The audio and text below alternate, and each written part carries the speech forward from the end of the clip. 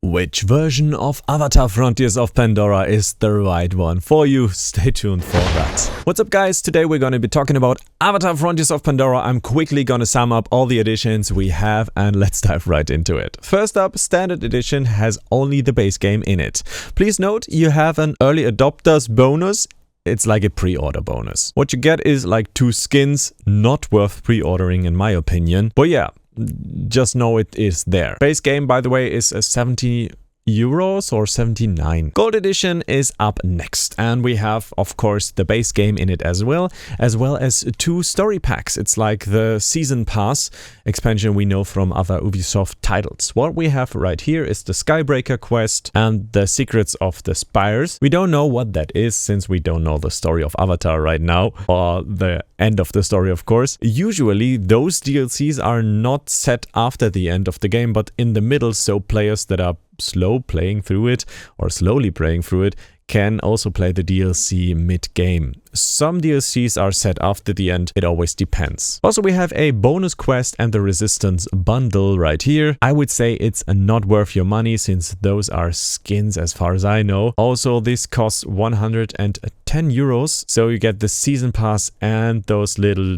goodies for 40 bucks extra. The Ultimate Edition, it is a little bit more expensive, 20 euros further. We are at 130 now, or 130 US dollars, which is quite a large price in my opinion. What we have right here is of course the base game. We have those 2 DLCs from the gold edition as well as the bonus quest and the Resistance bundle. For 20 extra bucks, we get the following: this digital art book, and I have to say a digital art book, I wouldn't look into it at all. It's just a PDF that you can scroll through with artworks. Those artworks, they are beautiful, but to be honest, those artworks, they appear on the web all the time, so it's not worth considering in my opinion. And it doesn't even come with the soundtrack. For the soundtrack, I can imagine they have some legal issues with Disney because they own the rights to it. The other new thing in the Ultimate Pack is the Sarentu bundle, and this is a straight up microtransaction that will boost your gameplay. It will enhance your character. It has some new perks to it since it is an armor with a weapon. Also it comes with a new Icon skin. I don't think it's worth it because we don't know the stats. And to be honest with you guys, with Ubisoft games, we always get the same kind of blueprint in those games.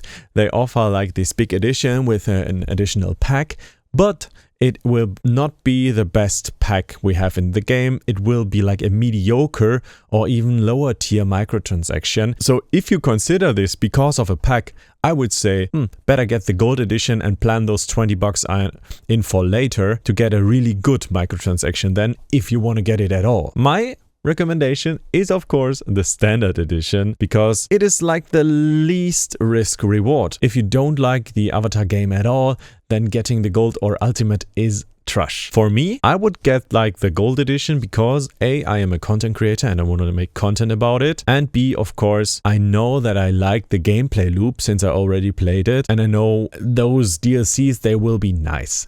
It's not like called a real DLC, so maybe it's just a pure story pack. It could be the case and not bring in any new gameplay loops. Totally possible. Next up, we have the Collector's Edition for 230 bucks. And in some cases, it's already sold out, so better be quick if you want it. Right here, we have, of course, this beautiful pack. I think that is like the best thing of this Collector's Edition. Also, of course, the figurine, it's beautiful. I already saw it in August on Gamescom. It was displayed by Ubisoft right there, and I took some photos, and to be honest, it exactly looks like on this one. It's just a nice figure. They did well on that. They always do well on that. It's nice, but I wouldn't say it's worth 100 bucks because that is actually the price difference from the Ultimate Edition. And you of course get everything in the Ultimate Edition, but in addition to that, like this figurine, this case, this certificate with a number. It's a limited Collector's Edition, of course. You get this like notebook with art. You get like these prints. It's called lithography, I think. And this is just a fancy name for an artwork print. We also have this steelbook right here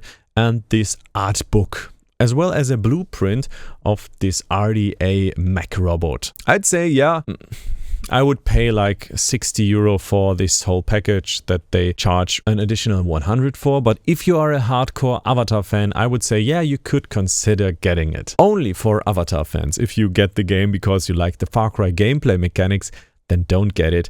I would say it's like for the Avatar hardcore community that is totally in love with Pandora, RDA and everything around it. If you're just a casual Ubisoft game player like I am, I like those Ubisoft mechanics, the open worlds they deliver.